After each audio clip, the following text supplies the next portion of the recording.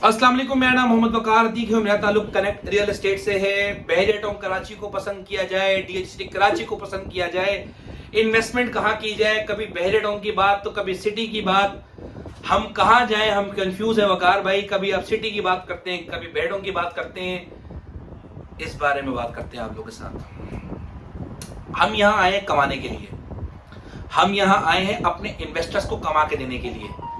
हमारी एक्सपर्टीज बहरे टाउन कराची में, डीएचटी कराची में और डीएचए फेज 8 में है। जब भी यहाँ की मार्केट चलेगी मैं अपनी एक्सपर्टीज आपके साथ शेयर करूंगा, मार्केट का एनालिसिस आपके साथ शेयर करूंगा।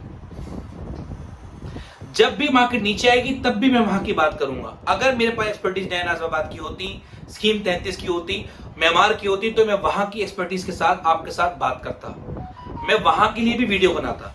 लेकिन अनफॉर्चुनेटली मेरे पास वहां की एक्सपर्टीज नहीं, तो मैं वहां की बात आप लोगों के साथ नहीं करता। अब जब भी मैं बात करता हूं तो मेरी कोशिश ये होती है कि मार्केट एनालिसिस आपके साथ रखूं, आपके साथ शेयर करूं। इसके बावजूद कि मुझे को बहुत ज्यादा कुछ ही पसंद हो, मुझे कोई डीएचटी कराची से कोई प्यार मोहब्बत नहीं है, ना कोई बहरे टाउन कराची के साथ मोहब्बत है। मेरा काम है मेरे इन्वेस्टर्स को राइट टाइम पे एक जगह से दूसरी जगह लेके जाना और वहां कमा के देना, दैट्स इट। मैं आइडिया बेचता हूं। बहरे टाउन कराची में भी किस जगह इन्वेस्टमेंट कहां करनी है, मेरा ये काम है आपको ये एडवाइस करना। उसके बाद हक अल्लाह के ऊपर है कि वो कब क्या चीज सही कर दे, क्या चीज सही पहुंचा दे, हमारी गलती को भी सही कर दे, वो उसका काम है, हमारा काम नहीं। अब होने क्या जा रहा है, होने ये जा रहा है कि कराची एक वाहिद ऐसा शहर है कि जहां बहरे टाउन कराची डीएचटी कराची से ऊपर है। दोनों के लिहाज से मैं आपको बता दूं, डीएचटी कराची और बहरे टाउन कराची को दोनों का अगर मवाजना करें तो दोनों में क्या अच्छा है और क्या बुरा है, दोनों को बात करते हैं। कहां हम इन्वेस्टमेंट करें और कहां नहीं करें, कहां में चांस है कहां में नहीं है, ये बात आपको शेयर करता हूं। डीएचटी कराची के डॉक्यूमेंट्स जो हैं वो लीज्ड हैं, मॉर्गेज हो सकते हैं। कोई आपको एक प्लॉट उठा के दूसरी जगह फेंक नहीं सकता, डॉक्यूमेंटेड है, चार दीवारी हुई हुई है। कई ऐसे सेक्टर्स हैं कि जो चार दीवारी के अंदर भी चार दीवारी हुई हुई है, सेक्टर 3, सेक्टर 5 जाएंगे तो अंदर भी चार दीवारी हुई हुई है। उसके बाद अगर हम बात करें तो ये छोटा सा, एक बहुत छोटा सा इदारा है। 1970 से यहाँ पे काम हो रहा है। सिटी के बिल्कुल शॉर्ट, बिल्कुल छोटा सा है, 7 किलोमीटर पे है एक चौड़ाई उसकी देखा जाए। सेक्टर 2 से लेकर सेक्टर 3 से लेकर अगर हम राब्ता करें सेक्टर 14 तक 7.2 किलोमीटर, बहुत छोटा सा है। लिमिटेड ऑप्शन है आपके पास। ज्यादातर यहाँ पे 500 गज का प्लॉट दिखता है, 200 गज के मुकाबले में या 125 गज के मुकाबले में यहाँ पर ज्यादातर 500 गज का प्लॉट दिखता है।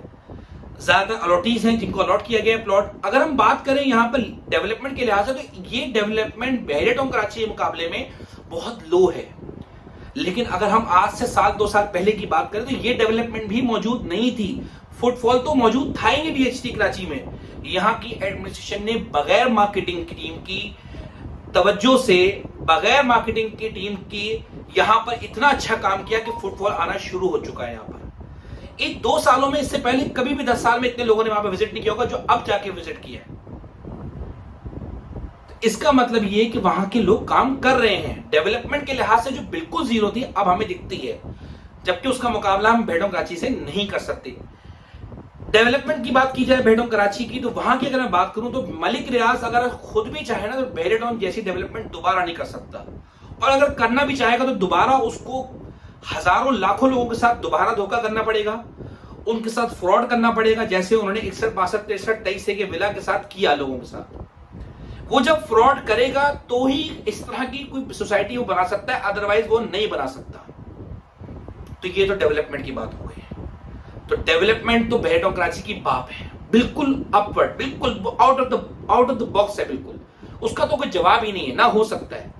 जो उसने सड़कों का जाल बना दिया है वो बेहतरीन है, कोई सवाल नहीं होगा इसके बारे में। लेकिन अगर हम डॉक्यूमेंट्स की बात करें तो डॉक्यूमेंट्स के लिहाज से वो लीज नहीं है, वीक है, कमजोर है।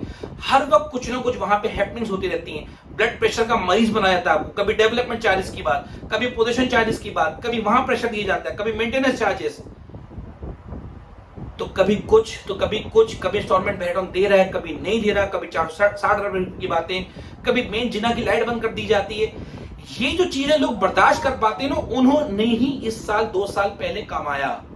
जो अलॉटीज ये बर्दाश्त कर पाए उन्होंने ही नफा कमाया। जो लोग इन चीजों को बर्दाश्त नहीं कर पाए वो आधे नफे में ही निकल चुके थे। ये बात समझ लीजिए बात को। तो आगे का सफर भी भेड़ों कराची का ऐसा ही होगा, रिस्क वाला। हर वक्त कुछ ना कुछ हैपनिंग्स होती रहेंगी, हर वक्त कुछ ना कुछ होता रहेगा। डेवलपमेंट चार्जेस की तलवार लटकती रहेगी, मेंटेनेंस चार्जेस की तलवार लटकती रहेगी। फिर उसके बाद आने वाले 2-3 साल के बाद एनयूएफ लग जाएगा, नॉन यूटिलाइजेशन फीस लग जाएगी, उसकी तलवार लटकती रहेगी। आपको फोर्स किया जाएगा आप मकान बनाएं। हर वक्त ऐसा कुछ ना कुछ होता रहेगा।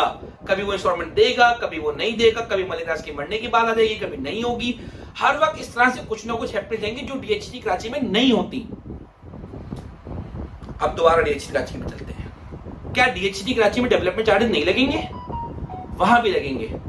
क्यों लगेंगे? कि अगर हम इस साल की बात करें तो इस साल दिसंबर तक जो भी अपना स्ट्रक्चर मुकम्मल कर लेगा उसके ऊपर डेवलपमेंट चार्जेस नहीं लगेंगे। ये बात डीएचटी कह रहा है। इसका मतलब आगे जाके उसने डेवलपमेंट चार्जेस लगाने हैं। रिहाइश के लिहाज से बात करें तो रिहाइश के लिहाज से बहरे टाउन कराची से अच्छी कोई सोसाइटी नहीं है आज हाजिर। क्योंकि अगर आप कच्ची आबादी में भी जाके कच्चे कागज में भी अपना मकान बना लें तो आपको कोई नहीं उठा सकता वहां से। अगर इस फॉर्मूले को मैं लेके चलूं कराची के लिहाज से तो भाई मुझे बहरे टाउन कराची बहुत लगता है, अपॉर्चुनिटी के लिहाज से बहुत लगता है। पूरी कराची शहर वहां चला गया, नॉर्थ नाबाद का बिल्डर वहां गया, नाजाबाद का बिल्डर, मलीर का, आपका सुरजानी का, नॉर्थ कराची का, पता नहीं गुलशन इकबाल का, म्यांमार का, कहां से बिल्डर वहां चला गया। जबकि सिटी में 4 गिने चुने लोग हैं। अब बात करते हैं मलिर एक्सप्रेसवे की, जो एक गेम चेंजर बनने जा रहा है दोनों के लिए। क्या मलिर एक्सप्रेसवे सिर्फ और सिर्फ डीएचटी कराची को अफेक्ट करेगा? क्या सिर्फ उसी के लिए पॉजिटिव न्यूज है? नहीं, दोनों के लिए पॉजिटिव न्यूज है। ये दोनों ही सोसाइटीज बेहतरीन तरीके से फ्लरिश करेंगी। आगे आने वाले 4-5 साल ये बेहतरीन हैं। चाहे आप बहरे टाउन कराची में इन्वेस्टमेंट करें, चाहे आप डीएचटी कराची में करें, आपको हैपनिंग्स कुछ ना कुछ चाहिए, बर्दाश्त कर सकते हैं।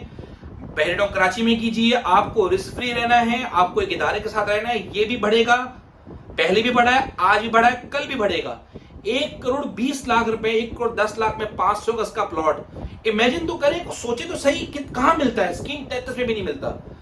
1.5 करोड़ रुपए का 1,60,00,000 का प्लॉट है पिशन 8 में 250 गज। तो यहाँ 1,05,00,000 10 लाख में सस्ता है ना प्लॉट येलो जोन में, बहुत सस्ता है। इस तो आपने इन्वेस्टमेंट ही करनी, जिसने मकान बनाना है वो जाएगा पिशन 8, जिसने इन्वेस्टमेंट करनी वो करेगा पहले डीएचटी कराची में। 1,10,00,000 का प्लॉट जल्दी डबल होगा, 2,20,00,000 पे जाएगा एज कंपेयर टू पिशन 8 के 1.5 करोड़ रुपए के प्लॉट से। वो लेट जाएगा, ये बात ध्यान में रखिए। अगर मुझे 1000 गज की कोई इन्वेस्टमेंट करनी है पिशन 7 में मैं करूंगा, बजाय ये कि मैं यहां पर करूं इधर पिशन 7 में या पिशन 5 में। ये बात ये मेरी चॉइस है, ये मेरी चॉइस है। इस लिहाज से बात कर रहा हूं मैं। अगर मुझे 2,10,00,000 या 2,20,00,000 में पिशन 4 में प्लॉट मिलता है या हिल्स में प्लॉट मिलता है 1 करोड़ 2 करोड़ के आसपास, और उतनी प्राइस में मुझे 3A में मिलता है, तो मैं 3A के बजाय, सिटी के बजाय हिल्स में लूंगा। ये मेरी चॉइस है। 14B में मुझे 75,00,000 का प्लॉट मिलता है और यहां पर मिलता है, तो मैं यहां नहीं जाऊंगा सिटी में, मैं बहरे टाउन जाऊंगा। ये मेरी चॉइस है। लेकिन इसका मतलब ये कतन नहीं कि मैं बहरे टाउन को पसंद करता हूं या उसको हेट करता हूं, सिटी को पसंद करता हूं, उसको हेट करता हूं। जहां मार्केट चलेगी, जहां इन्वेस्टर का रुख होगा, वहां की न्यूज में इंशाल्लाह आप तक पहुंचाता रहूंगा। कोई भी बात हो, कोई भी सवाल हो, काइंडली मुझे व्हाट्सएप पे वॉइस मैसेज कर दीजिएगा। किसी चीज के रेट मालूम करने हुआ करें, नक्शे में टिक लगाकर भेजा करें। ऑफिस आना हो, टाइम लेकर आया करें प्लीज। और कोई भी फोन पे बात करनी हो, बिल्कुल मुख्तलिफ 30 सेकंड से लेकर 1.5 मिनट के अंदर बात को मुकम्मल किया करें। जज़ाकल्लाह खैर, थैंक यू।